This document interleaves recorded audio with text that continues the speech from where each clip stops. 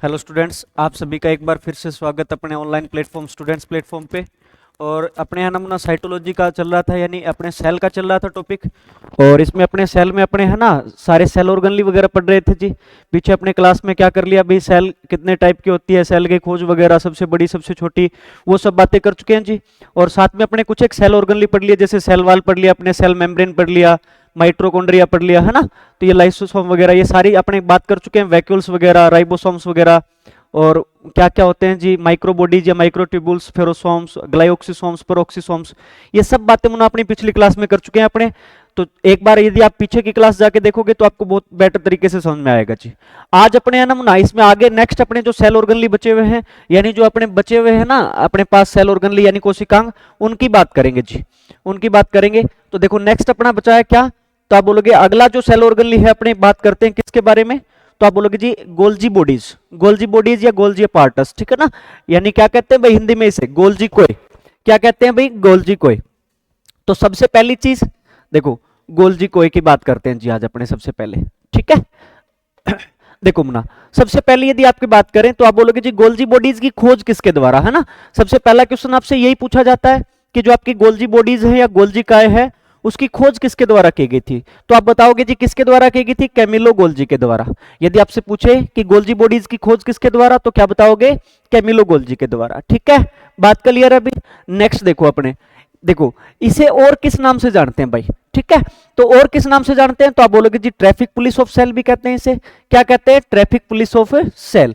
दूसरा मुना आप क्या बोलोगे, पैकेजर कहते हैं, है ना। और क्या कहते हैं, बंडल ऑफ सेल कहते हैं भाई। ये काम क्या करता है, देखो ये नाम क्यों पड़े हैं, देखो मैं आपको बताऊं, देखो फंक्शन क्या होते हैं इसके, तो आप बोलोगे जी इसके काम क्या है, प्रोटीन का पैकेजिंग करना, यानी पैकेजिंग करने का काम करता है जी ये प्रोटीन को, इसीलिए इसका क्या नाम पड़ गया, पैकेजर नाम पड़ गया जी, ठीक है। और दूसरा बंडल नाम पड़ गया। और दूसरा काम क्या करता है, तो आप बोलोगे जी ट्रांसपोर्टेशन करता है, किसका, प्रोटीन का। प्रोटीन का क्या करता है अभी, ट्रांसपोर्टेशन, इसीलिए इसे क्या कह देते हैं, ट्रैफिक पुलिस ऑफ सेल कह देते हैं भाई, कोशिका का यातायात प्रबंधक। तो यदि आपसे पूछे कोशिका का यातायात प्रबंधक किसे कहा जाता है, तो सिंपल से शब्दों में अपने को जवाब देना जी क्या होता है, गोल्जी बॉडी, यानी गोल्जी कोय होता है जी, ठीक है।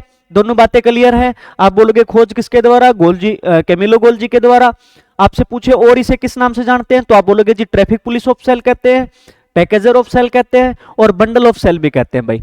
काम क्या होता है इसका, तो आप बोलोगे जी प्रोटीन का पैकेजिंग करना, और क्या करना, उसका ट्रांसपोर्टेशन करना। प्रोटीन का ट्रांसपोर्टेशन करने का काम कौन करता है, गोल्जी बॉडीज करती हैं जी, ठीक है। देखो ना प्रोकैरियोटिक सेल जो होती है ना, प्रोकैरियोटिक सेल, उनके अंदर गोल्जी बॉडीज क्या होती हैं जी, अब्सेंट होती हैं, क्या होती हैं, अब्सेंट, है ना। अपने पहले ही बात कर चुके हैं जी, जो प्रोकैरियोटिक सेल होते हैं वहां पे क्या होते हैं, गोल्जी बॉडीज क्या होती है, अब्सेंट होती हैं जी, ठीक है। अब यूकेरियोटिक सेल में भी अपने बात करें ना मुना, तो आप बोलोगे जी जो प्लांट सेल होती है ना, प्लांट सेल, वहां पे इसे और नामों से जाना जाता है जी, इसके दो अलग नाम हैं, ठीक है ना। जो अपनी प्लांट सेल है वहां पे इसे दो अन्य नामों से जानते हैं, वो दो नाम क्या हैं, तो आप बोलोगे एक तो इसे कहते हैं क्या भाई, डिक्टियोसोम्स कहते हैं, क्या कहते हैं, तो आप बोलोगे जी डिक्टियोसोम्स कहा जाता है। एक तो इसे क्या कहते हैं, डिक्टियोसोम्स कहते हैं जी। और दूसरा उसे किस नाम से जानते हैं भाई, गोल्जी बॉडीज को प्लांट सेल के अंदर, तो आप बोलोगे लिपोचोंड्रिया भी बोला जाता है, क्या बोला जाता है, लिपोचोंड्रिया, ठीक है। तो यदि आपसे पूछ ले कि जो आपकी गोल्जी बॉडीज हैं उसे प्लांट सेल में और किस नाम से जानते हैं, तो आप क्या बताओगे, सिंपल से दो नाम है जी अपने पास, क्या है, तो आप बोलोगे एक तो डिक्टियोसोम्स और दूसरा क्या है जी, लिपोचोंड्रिया के नाम से भी जाना जाता है। जबकि प्रोकैरियोटिक सेल के अंदर ये क्या होते हैं जी, अब्सेंट होते हैं, ठीक है। जो आपकी गोल्जी बॉडीज हैं वो क्या होती है, अब्सेंट होती हैं जी। चलो नेक्स्ट बात करते हैं। देखो अब मैंने आपको बताया था कि जो गोल्जी बॉडीज का ब्रेकडाउन होता है, यानी जब गोल्जी बॉडीज टूटती हैं तो उनसे क्या बनते हैं जी, लाइसोसोम्स बनते हैं, क्या बनते हैं, लाइसोसोम्स। ये आपने पहले बात कर चुके हैं लाइसोसोम में। देखो यानी लाइसोसोम का निर्माण किससे होता है, गोल्जी बॉडीज के टूटने से होता है जी, गोल्जी बॉडीज के टूटने से होता है। अच्छा एक और बताया था मैंने आपको, माइक्रोट्यूबुल्स या फिर क्या, माइक्रोट्यूबुल्स यानी सूक्ष्म नलिकाएं जो है, या फिर माइक्रोबॉडीज जैसे फेरोसोम्स है, पेरोक्सिसोम्स है, ग्लाइओक्सिसोम्स है ना, इन सब का निर्माण किससे होता है जी, इन सब का निर्माण किससे, तो मैंने आपको बताया था क्या, एक तो ना गोल्जी बॉडीज के टूटने से, और दूसरा आप क्या बताओगे, जो आपके एंडोप्लाज्मिक रेटिकुलम है यानी अंतःप्रद्रवी जालिका है, दोनों के टूटने से किसका निर्माण होता है जी, आप बोलोगे माइक्रोबॉडीज और माइक्रोट्यूब्यूल्स का निर्माण होता है, ठीक है। यानी सूक्ष्म नलिकाएं या सूक्ष्म काय का निर्माण होता है जी। तो बात क्लियर है यहां पे भी। चलो नेक्स्ट बात करते हैं। देखो अब यहां पे है ना जो गोल्जी बॉडीज का जो फेज उसके नजदीक होता है ना, उसे तो क्या कह देते हैं भाई, सीज फेज बोल देते हैं, ठीक है। और जो इससे दूर होता है, न्यूक्लियस से दूर होता है, उसे अपने बोल देते हैं क्या, ट्रांस फेज, ठीक है। इतना ज्यादा इंपॉर्टेंट नहीं है, लेकिन मैंने आपको बता दिया। जो नजदीक फेज होता है न्यूक्लियस के, उसे तो अपने क्या बोलते हैं मुन्ना, तो आप बोलोगे सीज फेज बोला जाता है। और जो न्यूक्लियस से दूर होता है इसका पार्ट, उसे अपने क्या बोल देते हैं जी, ट्रांस फेज बोल देते हैं। क्या बोल देते हैं, ट्रांस फेज बोलते हैं, ठीक है। यहां तक बातें क्लियर है। तो गोल्जी बॉडीज के बारे में आपसे इतनी चीजें पूछते हैं जी, क्या खोज किसके द्वारा, कैमिलो गोल्जी। और किस नाम से जानते हैं, तो आप बोलोगे जी पैकेजर ऑफ सेल बोला जाता है, बंडल ऑफ सेल बोला जाता है, ट्रैफिक पुलिस ऑफ सेल बोलते हैं, ठीक है। और काम क्या होता है, तो आप बोलोगे जी प्रोटीन का क्या करना, पैकेजिंग करना। और दूसरा क्या काम होता है, तो आप बोलोगे जी प्रोटीन का क्या करना, ट्रांसपोर्टेशन करना, यानी परिवहन करने का काम होता है जी। इसलिए इसे क्या कहते हैं, कोशिका का यातायात प्रबंधक भी कहते हैं जी। और प्रोकैरियोटिक सेल के अंदर ये क्या होते हैं जी, अब्सेंट होते हैं। जबकि प्लांट सेल, यूकेरियोटिक सेल में, अपने प्लांट सेल की बात करें ना, 4 बताई थी मैंने आपको यूकेरियोटिक सेल में, क्या कौन कौन सी, एल्गी यानी शैवाल, दूसरा फंगी यानी कवक, तीसरा मुना एनिमल सेल, और चौथा क्या, प्लांट सेल। तो प्लांट सेल में यदि बात करें तो इसे 2 अन्य नामों से भी जानते हैं भाई। वो 2 नाम क्या है, तो आप बोलोगे एक तो इसे कहते हैं क्या, डिक्टियोसोम्स भी कहते हैं वहां पे, और दूसरा और किस नाम से जानते हैं इसको, तो लिपोचोंड्रिया भी कहते हैं भाई। क्या कहते हैं, लिपोचोंड्रिया भी कहते हैं, ठीक है। बात क्लियर है। और इनका जब ब्रेकडाउन होता है मुना, जब ये टूटती हैं, तो उनसे किसका निर्माण होता है भाई, लाइसोसोम्स का निर्माण होता है। किसका निर्माण होता है, लाइसोसोम्स का निर्माण होता है, ठीक है। अच्छा, जो नजदीक फेज होता है न्यूक्लियस के, उसे तो अपने बोल देते हैं क्या, सीज फेज। और जो इसका न्यूक्लियस से दूर वाला फेज होता है, उसे अपने क्या बोल देते हैं जी, ट्रांस फेज बोल देते हैं, ठीक है। बात क्लियर है जी, गोल्जी बॉडीज के बारे में सारी बातें क्लियर है अपने को। चलो अब अपना लास्ट ऑर्गन की बात करते हैं मुन्ना, कौन सा, प्लास्टिड की बात करते हैं। किसकी बात करते हैं, प्लास्टिड। देखो प्लास्टिड की यदि बात करें तो आप बोलोगे जी देखो ये है ना, प्लांट सेल में तो क्या होते हैं जी, प्रेजेंट होते हैं। अब यूकेरियोटिक सेल में भी अपने बात करें ना मुन्ना, तो ये सिर्फ कहां पे पाए जाते हैं, प्लांट सेल के अंदर पाए जाते हैं जी। एनिमल सेल के अंदर ये नहीं पाए जाते, ठीक है। यदि आपसे पूछे सिर्फ किस में होते हैं, प्लांट सेल में ही पाए जाते हैं। एनिमल सेल में ये क्या होते हैं जी, अब्सेंट होते हैं, यानी नहीं पाए जाते जी, ठीक है। अच्छा, ये काम क्या करते हैं, तो आप बोलोगे जो जो सेल्स होती है ना, प्लांट सेल्स, उनको क्या देते हैं जी, अलग अलग कलर देने का काम कौन करते हैं, तो ये आपके प्लास्टिड करते हैं भाई, ठीक है। आप बोलोगे जो काम क्या होता है, इसका फंक्शन क्या होता है प्लास्टिड का, तो आप सिंपल सा क्या जवाब दोगे, आप बोलोगे जो प्लांट सेल होती है, प्लांट में ही मौजूद होते हैं जी, ये जो प्लांट सेल्स होती है उनमें उनको क्या अलग अलग कलर प्रोवाइड करने का काम कौन करते हैं जी, प्लास्टिड करते हैं, ठीक है। अच्छा, ऐसे मुना देखो हमारी स्किन का जो कलर होता है ना, वो किसके कारण होता है, तो आप बोलोगे जी मेलानिन के कारण होता है। किसके कारण होता है, मेलानिन के कारण, ठीक है। बात क्लियर है। चलो अच्छा, अब अपने बात करें, देखो जी अब इस प्लास्टिड की खोज यदि आपसे पूछ ले, यानी खोज किसके द्वारा की गई थी, तो सिंपल सा देखो खोज की गई थी मुना इसकी हैकेल के द्वारा। किसके द्वारा की गई थी, यदि आपसे पूछे कि प्लास्टिड की खोज किसके द्वारा की गई थी, तो आप बोलोगे जी किसके द्वारा की गई थी, हैकेल के द्वारा इसकी खोज की गई थी भाई, ठीक है। अच्छा, अब देखो भाई, और नाम किसने दिया था, तो नाम दिया था मुना सिम्पलर ने। किसने दिया था, सिम्पलर। देखो खोज यदि आपसे पूछे तो किसके द्वारा, तो आप बोलोगे जी हैकेल के द्वारा। और यदि नाम आपसे पूछे कि नाम किसके द्वारा दिया गया था, ये लवक या प्लास्टिड, या नाम किसके द्वारा दिया गया था, तो आप बोलोगे जी ये दिया गया था किसके द्वारा, सिम्पलर के द्वारा। किसके द्वारा दिया गया था भाई, सिम्पलर के द्वारा दिया गया था, ठीक है। चलो आगे बात करते हैं मुना। ये जो प्लास्टिड होते हैं ना आपके, यानी जो लवक होते हैं, वो 3 टाइप के होते हैं। कितने टाइप के होते हैं जी, 3 टाइप के होते हैं। वो 3 कौन कौन से हैं, देखो तो सबसे पहले अपने बात करें मुना क्लोरोप्लास्ट, दूसरा आपका होता है यानी हरित लवक, दूसरा अपना होता है जी क्रोमोप्लास्ट यानी वर्णी लवक, और तीसरा मुना आपका होता है कौन सा, ल्यूकोप्लास्ट यानी अवर्णी लवक। तीनों की बात करेंगे अपने अलग अलग, ठीक है। 3 कौन कौन से हैं, तो आप बोलोगे जी एक तो अपना होता है क्लोरोप्लास्ट यानी हरित लवक, दूसरा अपना होता है जी क्रोमोप्लास्ट यानी वर्णी लवक, और तीसरा अपना होता है जी ल्यूकोप्लास्ट यानी अवर्णी लवक होते हैं जी, ठीक है। अब इनके क्या क्या काम होते हैं, कहां पे पाए जाते हैं, वो सारी बातें अपने इनके बारे में अलग से करेंगे जी। देखो तो सबसे पहले जैसे अपने बात करें मुना क्लोरोप्लास्ट के बारे में, क्लोरोप्लास्ट के बारे में बात करें तो आप बोलोगे जी इसका कलर कैसा होता है, ग्रीन, है ना। आपसे पूछ ले कि हरित लवक का कलर कैसा होता है, तो आप बोलोगे जी ग्रीन कलर होता है ना। अब ये सबसे ज्यादा कहां पे पाया जाएगा, तो फ्रूट्स और लीव्स के अंदर भाई, है ना। यानी आप बोलोगे जी फल और पत्तियों के अंदर सबसे ज्यादा पाया जाता है कौन सा, क्लोरोप्लास्ट, है ना। मुना पत्तियों का हरा रंग किसकी वजह से होता है, क्योंकि क्लोरोप्लास्ट पाया जाता है जी उसके अंदर, है ना। बात क्लियर है अभी सभी को। अच्छा, अब ये ग्रीन ग्रीन क्यों होता है, तो आप बोलोगे जी इसके अंदर ग्रीन कलर का पिगमेंट पाया जाता है, एक वर्णक होता है अभी हरे रंग का, क्या नाम होता है उसका, तो आप बोलोगे जी क्लोरोफिल कहते हैं उसे। क्या कहते हैं, क्लोरोफिल। जो आपका क्लोरोप्लास्ट होता है यानी हरित लवक होता है, वो हरे रंग का होता है जी। अब हरे रंग का क्यों होता है, तो मैंने आपको बताया, देखो क्योंकि इसके अंदर क्या होता है ना, हरे रंग का एक वर्णक पाया जाता है जिसे आप क्या कहते हैं जी, तो आप बोलोगे जी इसे कहते हैं क्या, क्लोरोफिल कहते हैं इसे, ठीक है। बात क्लियर है सभी को। चलो आगे बात करें जी। देखो अब यहाँ पे क्या होता है जी, फोटोसिंथेसिस का मेथड करते हैं, यानी प्रकाश संश्लेषण की विधि होती है जी, कहां पे, क्लोरोप्लास्ट के अंदर, है ना। प्रकाश संश्लेषण की विधि द्वारा पौधे क्या करते हैं जी, अपना भोजन बनाते हैं। क्या करते हैं, प्रकाश संश्लेषण मेथड से पौधे अपना भोजन बनाते हैं जी, ठीक है। प्रकाश संश्लेषण विधि से भोजन बनाते हैं जी पौधे, प्रोसेस जिससे प्लांट अपना क्या बनाते हैं, फूड बनाते हैं जी। और यहाँ पे होता क्या फोटोसिंथेसिस में, तो आप बोलोगे जी कार्बन डाइऑक्साइड और जल मिलके सनलाइट और क्लोरोफिल के प्रेजेंस में क्या करते हैं, ग्लूकोज का निर्माण करते हैं, साथ में जल मिलता है और साथ में क्या मिलती है जी, ऑक्सीजन मिलती है, ठीक है। साथ में जल और ऑक्सीजन मिलती है जी। जब आप प्लांट किंगडम की बात करेंगे अपने मुन्ना, तो वहां पे अच्छे से बात करेंगे फोटोसिंथेसिस के बारे में भी, कि पहला उत्पाद कौन सा बनता है, आखिरी उत्पाद कौन सा बनता है जी, सबसे ज्यादा कौन से कलर में फोटोसिंथेसिस मेथड होता है, ठीक है। वो सब बातें, क्या क्या एलिमेंट चाहिए होते हैं, तो वो सब बातें वहां पे करेंगे। एक बार आपको बस इतना ध्यान रखना है कि ये जो है ना फोटोसिंथेसिस मेथड है, ये कहां पे होता है, तो आप बोलोगे हरित लवक के अंदर होता है जी, क्लोरोप्लास्ट में होता है जी, ठीक है। और यहाँ पे होता क्या है, तो आप बोलोगे कार्बन डाइऑक्साइड और जल मिलके, है ना, किसकी उपस्थिति में, तो आप बोलोगे क्लोरोफिल और सनलाइट की प्रेजेंस में क्या करते हैं, ग्लूकोज, जल और ऑक्सीजन का निर्माण करते हैं जी, ठीक है। बात क्लियर है अभी सभी को, चलो आगे बात करते हैं जी अपने।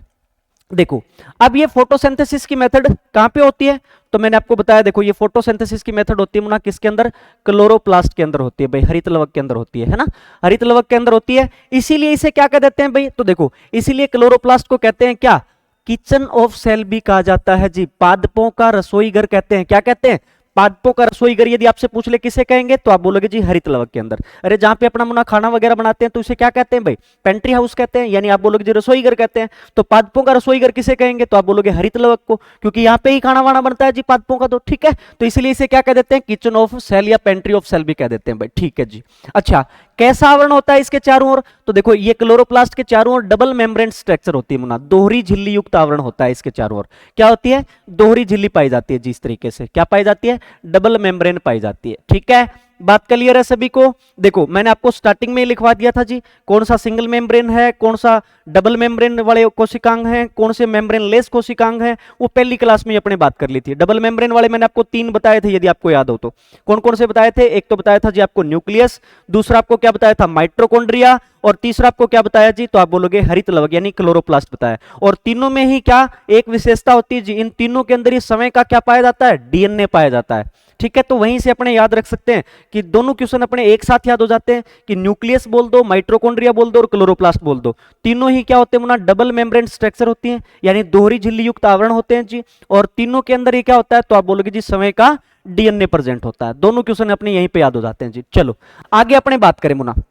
अब मैंने आपको बता दिया क्लोरोप्लास्ट में क्या पाया जाता है, समय का डीएनए पाया जाता है जी, है ना। और इसीलिए इसे भी क्या बोल देते हैं भाई, सेमी ऑटोनोमस बॉडी भी बोल देते हैं। इसीलिए इसे क्या बोलते हैं, तो आप बोलोगे जी सेमी ऑटोनोमस बॉडी भी कहते हैं। अर्ध स्वायत्त कोशिकांग और किसे कहते हैं, मैंने आपको बताया था ना, माइटोकॉन्ड्रिया को भी कहते हैं भाई, क्योंकि उसके अंदर भी क्या होता है, समय का डीएनए प्रेजेंट होता है। आधे से ज्यादा काम खुद सल्टा लेते हैं ये। अरे वाह, यहाँ पे अपने पौधे वगैरह क्या करते हैं, भोजन वगैरह बना लेते हैं जी, तो मोस्टली काम तो ये खुद ही सल्टा लेते हैं। इसीलिए इन्हें क्या कह देते हैं, सेमी ऑटोनोमस बॉडी बोलते हैं भाई, दोनों को ही, माइटोकॉन्ड्रिया को भी बोलते हैं और हरित लवक को भी बोलते हैं। चलो आगे बात करते हैं जी।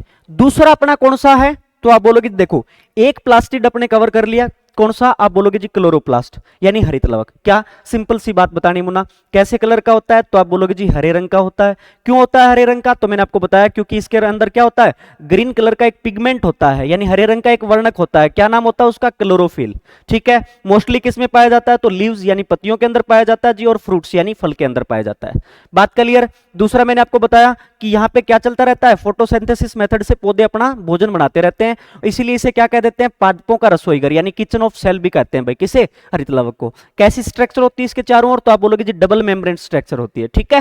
फिर मैंने आपको बताया देखो इसमें खुद का क्या होता है, डीएनए पाया जाता है, इसीलिए इसे और किस नाम से जानते हैं भाई, सेमी ऑटोनोमस बॉडी भी बोल देते हैं, यानी अर्ध स्वायत्त कोशिकांग भी बोलते हैं जी, ठीक है। बात क्लियर है। चलो आगे बात करते हैं जी, अपना दूसरा कौन सा है, तो आप बोलोगे जी दूसरा अपना क्रोमोप्लास्ट, क्रोमोप्लास्ट यानी वर्णी लवक भाई, ठीक है।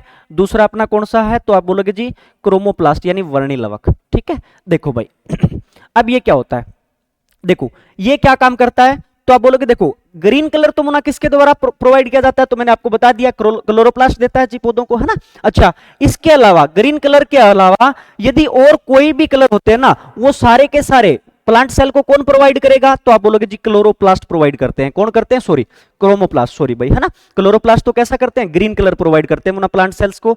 लेकिन ग्रीन कलर के अलावा जो भी अलग कलर हैं वो सारे के सारे कौन प्रोवाइड करेगा प्लांट सेल्स को?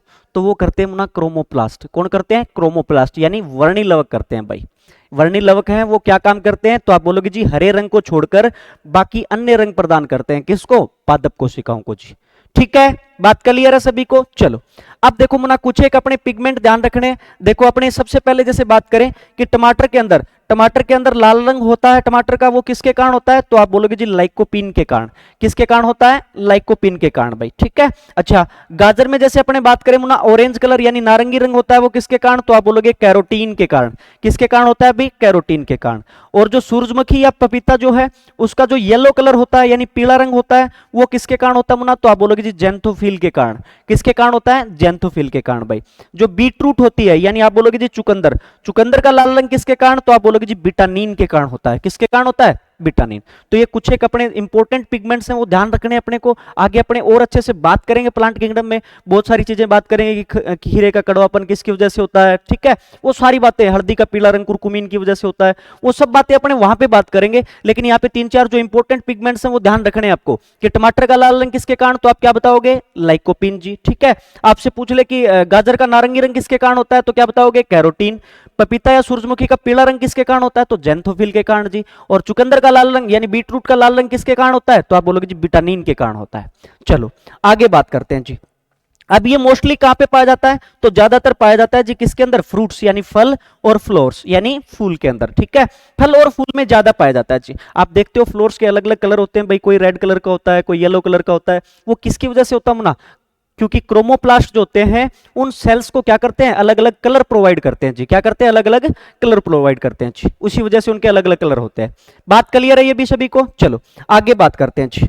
अब देखो मुना ये चीज आपको इंपॉर्टेंट ध्यान रखना। देखो जो क्लोरोप्लास्ट होता है ना, क्लोरोप्लास्ट वो कन्वर्ट हो सकता है जी। किसके अंदर कन्वर्ट हो सकता है?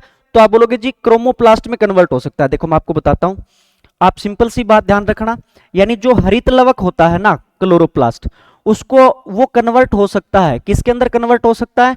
तो आप बोलोगे जी वो कन्वर्ट हो सकता है क्रोमोप्लास्ट में यानी वर्णिलवक में कन्वर्ट हो सकता है। लेकिन vice versa is not true, यानी इसका उल्टा सत्य नहीं है भाई। कैसे? सुनो मेरी बात। आप इन सर के हरित लवक जो है ना वो तो किस में बदल सकता है?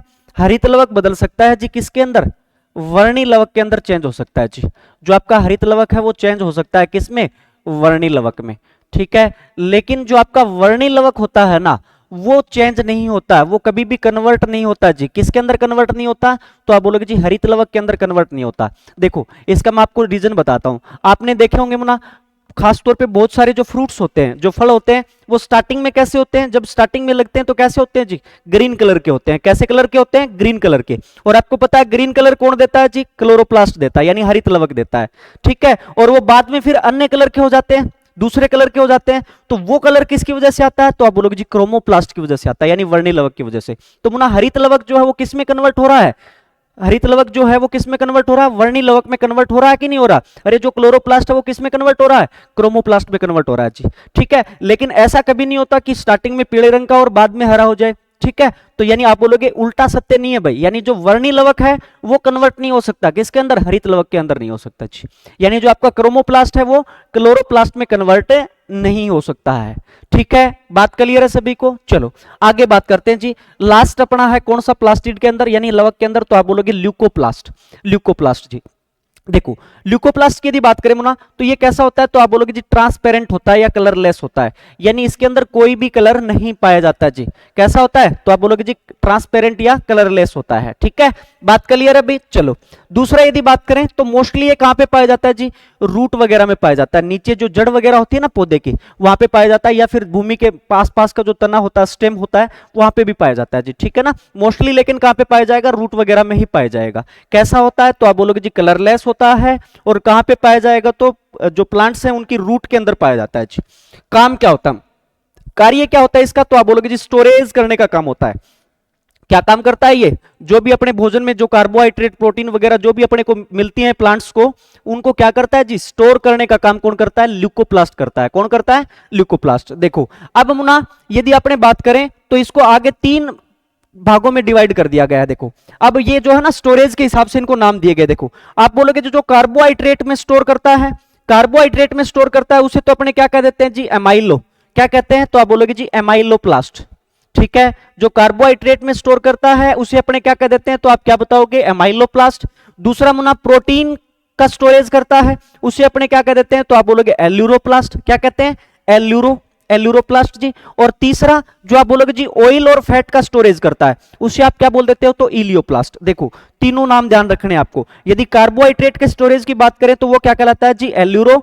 और दूसरा अपने बात करें प्रोटीन का स्टोरेज है वो क्या कहलाता है, तो आप बोलोगे जी, सॉरी कार्बोहाइड्रेट का क्या कहलाता है ना, एमाइलोप्लास्ट भाई। और प्रोटीन का क्या कहलाता है, तो आप बोलोगे जी एल्यूरोप्लास्ट।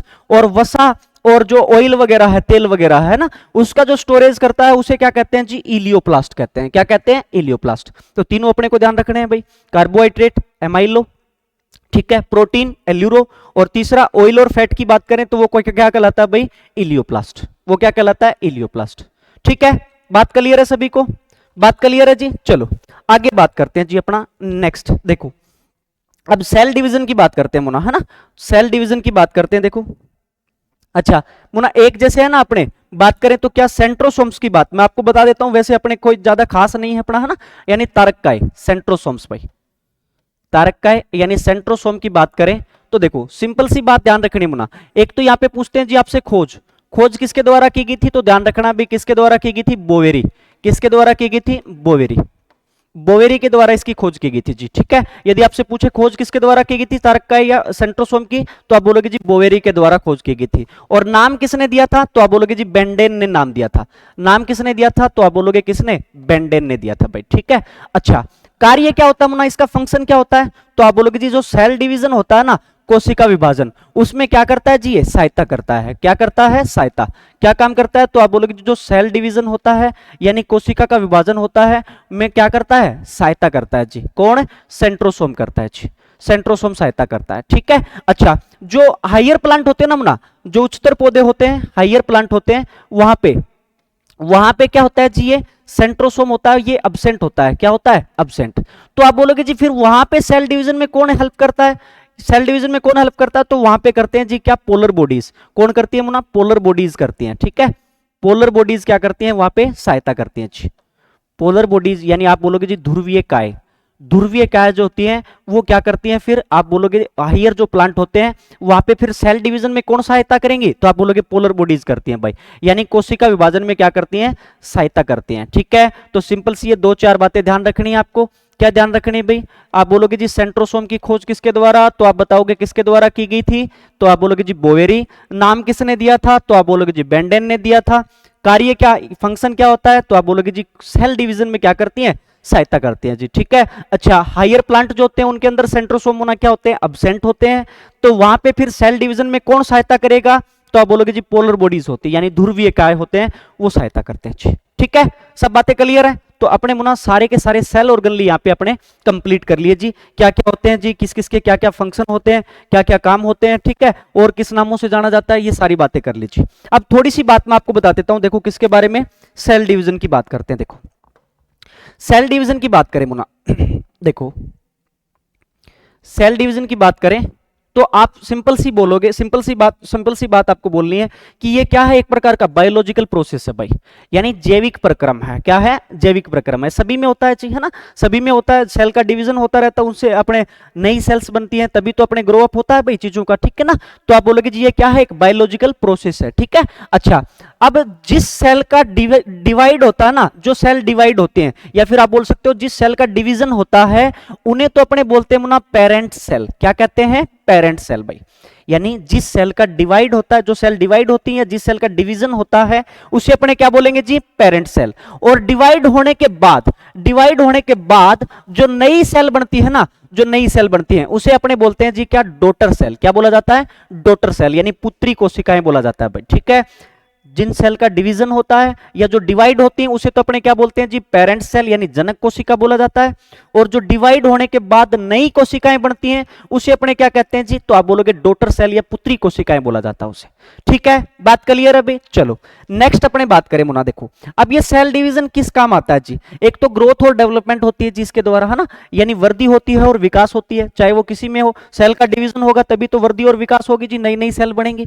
दूसरा मुना वुंड हीलिंग में काम करता है, यानी घाव वगैरह भरने में काम करता है जी। तीसरा बोलोगे रिकवरी करता है, ठीक है, क्या करता है जी, रिकवरी करवाता है। इन सब में क्या होता है, सेल डिवीजन इंपॉर्टेंट होता है जी। यानी सेल डिवीजन जब होगा तभी तो आपकी क्या होगी जी, ग्रोथ और डेवलपमेंट होगी। आप यदि कोई घाव वगैरह भर जाता है, घाव वगैरह लग जाता है अपने को, तो वो भरने में क्या, सेल डिवीजन होगा और नई सेल्स बनेंगी, तभी तो अपने वुंड हीलिंग का काम होगा जी, यानी घाव भरने का काम होगा। तो इन सब में क्या होता है, इंपॉर्टेंट रोल होता है किसका, सेल डिवीजन का जी। ठीक है, बात क्लियर है। अब मुना यहां से क्वेश्चन आपसे पूछा जाता है, देखो सेल डिवीजन की बात करें तो वैसे तो मुना कितने टाइप का होता है, तो आप बोलोगे जी 3 टाइप का होता है। वैसे यदि आपसे पूछे कितने टाइप का होता है तो आप क्या बताओगे, 3 टाइप का होता है। ठीक है, कौन कौन से, तो आप बोलोगे जी देखो एमिटोसिस, यानी आप हिंदी में बोलते हो इसे क्या, असूत्री। ठीक है, असूत्री।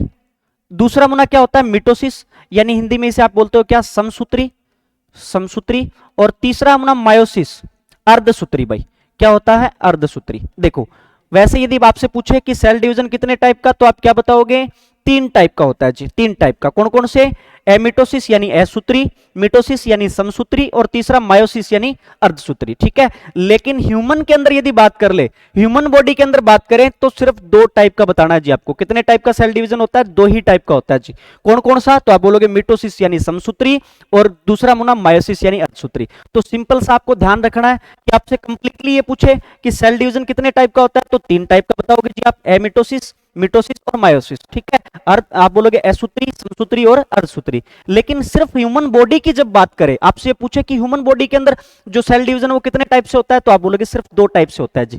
कौन कौन सा, तो आप बोलोगे मिटोसिस और मायोसिस, समसूत्री और अर्धसूत्री तरीके से। ठीक है, बात क्लियर है। चलो आगे अपने बात करते हैं मुना इनके बारे में। देखो अब होता कैसे कैसे, क्या क्या चीजें चलती हैं वो अपने बात करते हैं जी। देखो यहां पे सबसे पहले जैसे बात करें मुना एमिटोसिस की, एमिटोसिस की बात करें भाई, है ना, ये सिंपल सी बातें मैंने आपको बता दीजिए, क्या क्या हिंदी में नाम होता है, क्या क्या कहते हैं इन्हें, सारी बातें अपने क्लियर कर चुके हैं। देखो सबसे पहले जैसे बात करें मुना एमिटोसिस, असूत्री विभाजन के, तो देखो असूत्री विभाजन जो होता है ना मुना, वो लोअर क्लास एनिमल्स के अंदर होता है भाई, यानी निम्न श्रेणी के जो जीव होते हैं उनके अंदर होता है, जैसे अमीबा वगैरह हो गया, इन सब के अंदर क्या होगा जी, एमिटोसिस होता है, यानी कौन सा होता है, असूत्री विभाजन होता है। ठीक है, बात क्लियर है। तो आप बोलोगे ये सिर्फ किसमें होता है, लोअर क्लास एनिमल्स, जो यूनिसेलुलर होते हैं ना मुना, एक कोशिकीय के जीव होते हैं, अमीबा, पैरामीशियम, यूग्लिना, है ना। आगे अपने एनिमल किंगडम की बात करेंगे तो वहां पे अपने बताएंगे आपको, ठीक है ना।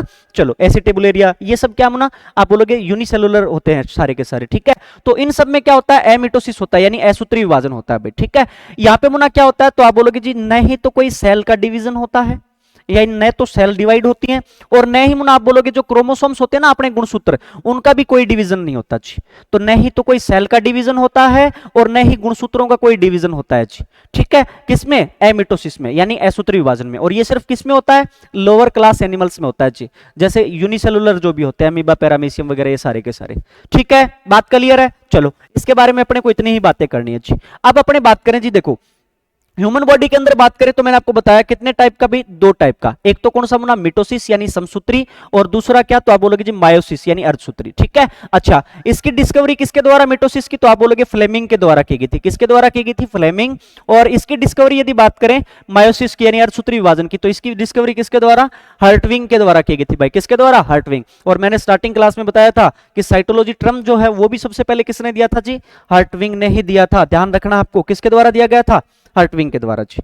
चलो अब इसमें बात करते हैं मुना होता क्या, देखो आगे बात कर लेते हैं। चलो मैं यहां पे बता देता हूं थोड़ा सा आपको। देखो आप बोलोगे जी, देखो मिटोसिस जो होता है ना, यानी समसूत्री विभाजन, समसूत्री विभाजन में क्या होता है मुना, एक पेरेंट सेल से क्या होती है, 2 डॉटर सेल बनती हैं। कितनी बनती हैं जी, 2।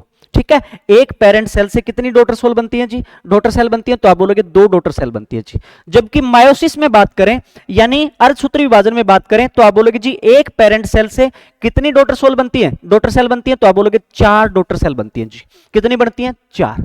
ठीक है, यानी मिटोसिस में बात करें समसूत्री विभाजन में तो एक पेरेंट सेल से कितनी, 2 डॉटर सेल बनती हैं जी। जबकि अर्धसूत्री में बात करें तो एक पेरेंट सेल से कितनी बनती हैं जी, 4 डॉटर सेल बनती हैं। चलो यहां तक बातें सभी को क्लियर है भाई, ठीक है, यहां तक क्लियर है शायद सभी को। आगे अपने बात करते हैं जी, देखो और क्या क्या होता है इनमें। देखो ये डिफरेंस मैंने आपको दिखा रखा है यहाँ पे, ये डिफरेंस देखो भाई मिटोसिस और मायोसिस के अंदर। तो आप बोलोगे देखो सिंपल सी बात है। दूसरी बात आप क्या बताओगे, देखो number of chromosomes are equal in daughter cell, यानी पेरेंट सेल के अंदर जितने क्रोमोसोम्स होते हैं जब उनका मिटोसिस होगा ना, यानी समसूत्री विभाजन होगा, तो जो डॉटर सेल बनेंगी उनके अंदर भी गुणसूत्रों की संख्या उतनी ही रहेगी जी। ठीक है, बात क्लियर है। आप बोलोगे जितनी पेरेंट सेल के अंदर क्रोमोसोम्स होते हैं उतने ही क्रोमोसोम्स की संख्या किसमें पाई जाएगी, डॉटर सेल के अंदर। किसमें, मिटोसिस में, यानी समसूत्री विभाजन में। जबकि मायोसिस में यदि बात करें, यानी अर्धसूत्री विभाजन में बात करें, तो आप बोलोगे जी देखो पेरेंट सेल्स जो क्रोमोसोम्स की संख्या है वो पेरेंट सेल्स की तुलना में क्या हो जाती है जी, आधी हो जाती है। क्या हो जाती है, आधी, हाफ हो जाते हैं भाई, ठीक है ना। यानी पेरेंट सेल्स में यदि 46 गुणसूत्र होते हैं तो डॉटर सेल में कितने पाएंगे, आधे, यानी कितने होंगे भाई, 23। ठीक है, बात क्लियर है सभी को। समसूत्री विभाजन में तो क्या होता है ना, क्रोमोसोम्स की संख्या जितनी पेरेंट सेल में होती है उतनी ही डॉटर सेल में होती है, यानी इक्वल होती है जी। जबकि क्रोमोसोम्स की संख्या यदि, गुणसूत्रों की संख्या यदि बात करें मायोसिस विभाजन के बाद जो डॉटर सेल बनती है उसमें पेरेंट सेल की क्या रह जाती है जी, आधी रह जाती है। ठीक है, चलो दूसरा यदि बात करें, हाँ दूसरा यदि बात करें, देखो इनके अंदर कोई भी वेरिएशन नहीं पाया जाता, यानी सेम एज क्या होती है, फैक्सिमाइल होती है भाई, 2 कॉपी होती है, आइडेंटिकल सेल कहते हैं इसे। क्या कहते हैं, आइडेंटिकल सेल।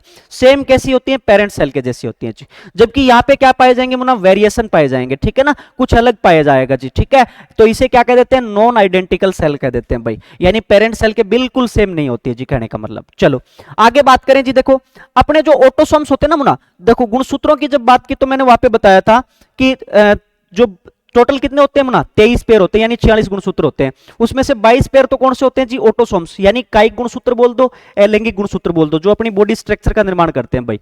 वो सारे के सारे जो होंगे ना ऑटोसोम्स, उनके अंदर मुना कौन सा होता है, मिटोसिस होता है। कौन सा होता है, समसूत्री विभाजन होता है जी। और जो अलोसोम्स होते हैं, यानी आप बोलोगे जो लैंगिक गुणसूत्र है वो कितना होता है जी, आप बोलोगे 1 पेयर होता है। ठीक है, 1 पेयर होता है जी, मेल में अलग होता है, फीमेल में अलग। बात की थी ना, मेल में तो XY और फीमेल में XX होता है जी। वहां पे हमेशा कौन सा पाया जाएगा जी, तो आप बोलोगे मायोसिस होता है, यानी अर्धसूत्री विभाजन होता है जी। ठीक है, दोनों बातें क्लियर है सभी को। चलो आगे बात करते हैं, देखो सोमेटिक सेल जो होती हैं, सोमेटिक सेल जो होती हैं, यानी अपनी बॉडी स्ट्रक्चर खातिर जो इंपॉर्टेंट हो वह सेल है ना, यानी बॉडी को स्ट्रक्चर बनाने में जो सहायता करे हैं वो कौन सी होती है ना, सोमेटिक सेल होती है। उनके अंदर हमेशा मिटोसिस होता है जी। कौन सा होता है, मिटोसिस, यानी समसूत्री विभाजन होता है। जबकि गैमेटिक सेल्स जो होती हैं, गैमेटिक सेल्स यानी जो जनन के लिए उत्तरदायी होती हैं, जैसे मेल स्पर्म हो गया, फीमेल ओव्यूल हो गया, ये सारी की सारी कौन सी होती है ना, गैमेटिक सेल। इन सब के अंदर कौन सा पाएगा जी, इन सब के अंदर कौन सा होता है, तो आप बोलोगे मायोसिस होता है, यानी अर्धसूत्री विभाजन होता है। क्या होता है, मायोसिस यानी अर्धसूत्री विभाजन होता है। तो दोनों बातें क्लियर है। यदि सोमेटिक सेल, अब यहां पे अपने क्लियर हो सकते हैं जी, देखो चीजों के बारे में। जो भी सोमेटिक सेल होंगी, सोमेटिक सेल यानी बॉडी स्ट्रक्चर, जो भी हाथ की, पैर की है ना, मुंह का, या जो भी है ना बॉडी स्ट्रक्चर बनती है ना, वो सोमेटिक सेल से बनती है। उन सभी के अंदर क्या होगा जी, मिटोसिस, मिटोसिस होता है जी, समसूत्री विभाजन। जबकि गैमेटिक सेल्स जो हैं, यानी जो जनन के लिए उत्तरदायी होती हैं, जैसे आप मेल स्पर्म हो गया, फीमेल ओव्यूल हो गया, इन सब के अंदर कौन सा होता है जी, मायोसिस होता है, यानी अर्धसूत्री विभाजन होता है। ठीक है, तो सिंपल सा इसको क्लियर कर सकते हैं जी। चलो आगे बात करते हैं जी, देखो नेक्स्ट अपने बात करें, देखो ये है, अब वुंड हीलिंग में कौन काम करेगा, यदि मैं आपसे पूछ लें कि वुंड हीलिंग में कौन काम करता है जी।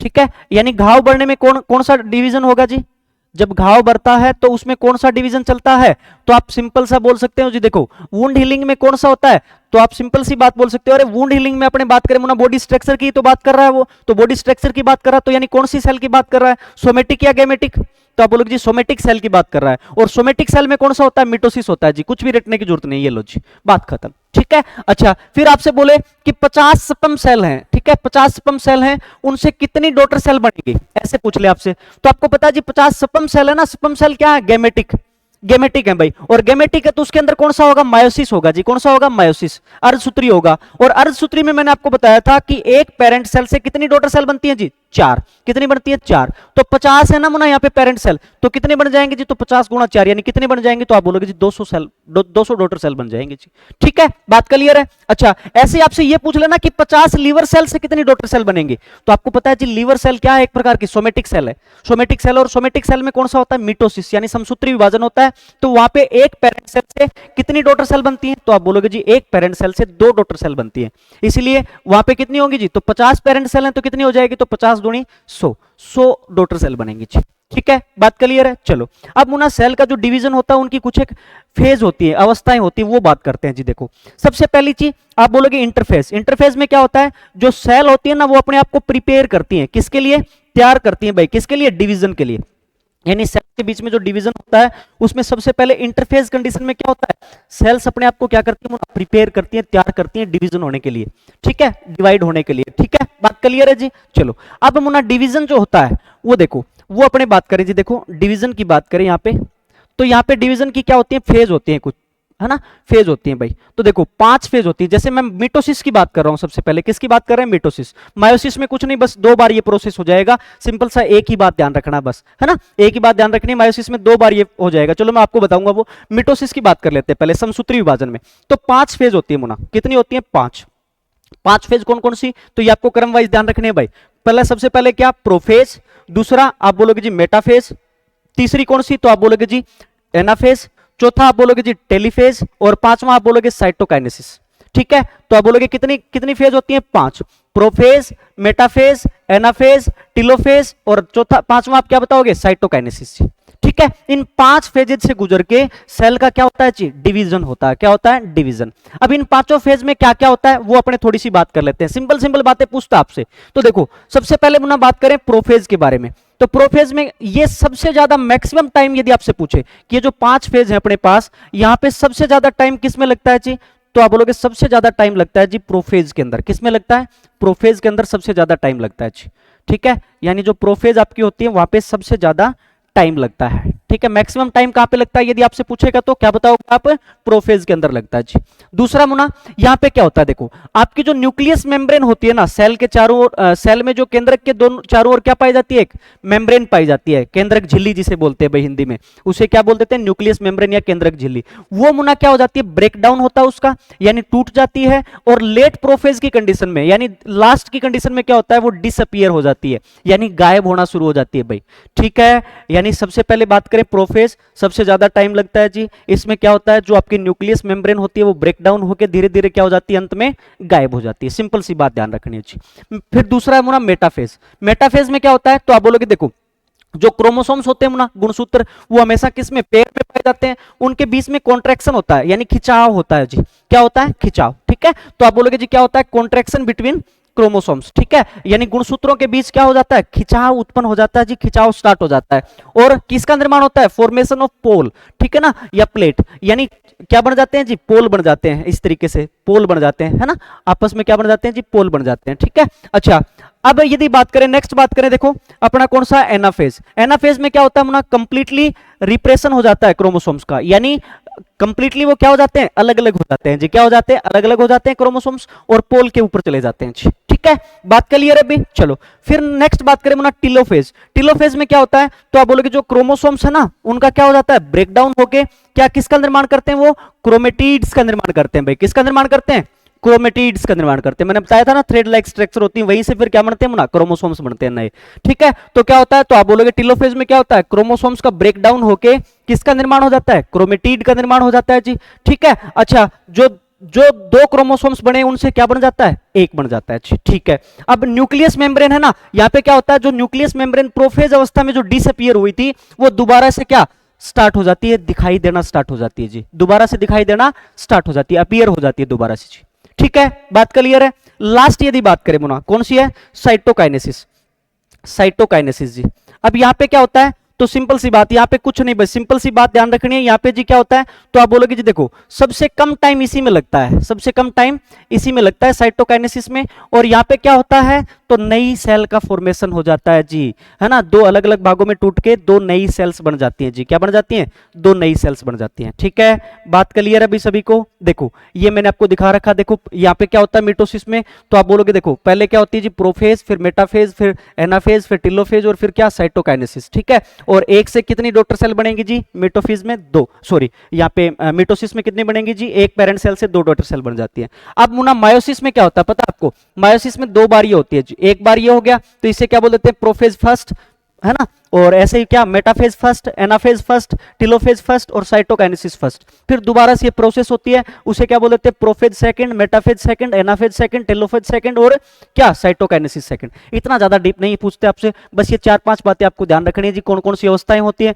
वहां पे क्या क्या होता है जी। आपसे ये पूछेगा सबसे ज्यादा टाइम किस में लगता है, प्रोफेज में, सबसे कम टाइम किस में लगता है, साइटोकाइनेसिस में। ठीक है, क्रोमोसोम्स के बीच में कॉन्ट्रैक्शन कहां पे होता है जी, तो वो आप बता दो कि जी मेटाफेज में होता है। ठीक है, आपसे पूछता है कि न्यूक्लियर मेम्ब्रेन कहां गायब हो जाती है, तो आप बोलोगे जी प्रोफेज अवस्था में। कहां पे दोबारा से अपीयर होना स्टार्ट हो जाती है, तो आप बोलोगे जी इससे पहले वाली यानी टेलोफेज अवस्था में। तो ये सब बातें आपसे पूछता है जी। ठीक है, क्लियर है अभी सभी को। चलो लास्ट बात मैं आपको बता देता हूं, देखो अब अपने बात करें ना सेल्स, यहां पे कई बार अपने एग्जाम में एक क्वेश्चन आया हुआ है, ये देखो जब आपसे ये पूछे ना, कई बार आपको क्या करते हैं, आपको एग्जाम में क्वेश्चन दे देता है कि डिप्लॉइड सेल्स जो होती हैं वहां पे क्रोमोसोम्स की संख्या कितनी होती है, तो आप बोलोगे 23 पेयर। ठीक है जी, 46 है।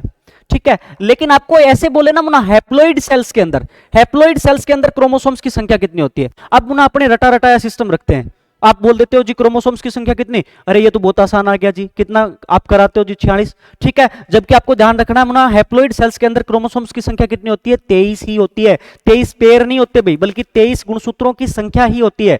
ठीक है, तो दो प्रकार की सेल आप ध्यान रखना भी, डिप्लॉइड सेल्स के अंदर तो कितनी होती है, 23 पेयर यानी 46 गुणसूत्र होते हैं, जबकि हैप्लॉइड सेल में टोटल ही 23 गुणसूत्र होते हैं।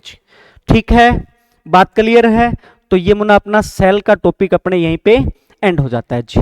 होपफुली आपको समझ में आ रहा होगा। यदि आप चीजों को बेटर करना चाहते हो, आप मेरे को कमेंट बॉक्स में जवाब दे सकते हो कि सर लैंग्वेज वगैरह थोड़ी सी हाई रखो, कम रखो, है ना, या फिर लैंग्वेज वगैरह की दिक्कत आ रही है, हिंदी में प्रॉपर हिंदी में बोलो या फिर थोड़ा सा मिक्सिंग कर दो, तो वो सारी चीजें आप बताया करो भी, मैं अपने अंदर इंप्रूव करने की कोशिश करूंगा। ठीक है, तो मुना आज इतना ही, कल अपने इसमें बात करेंगे किसकी, तो टिश्यूज की बात कर लेंगे मुना, एनिमल टिश्यूज पढ़ेंगे, वहां पे 4 प्रकार के, वहीं पे बात कर लेंगे जी। चलो आज इतना ही, धन्यवाद जी।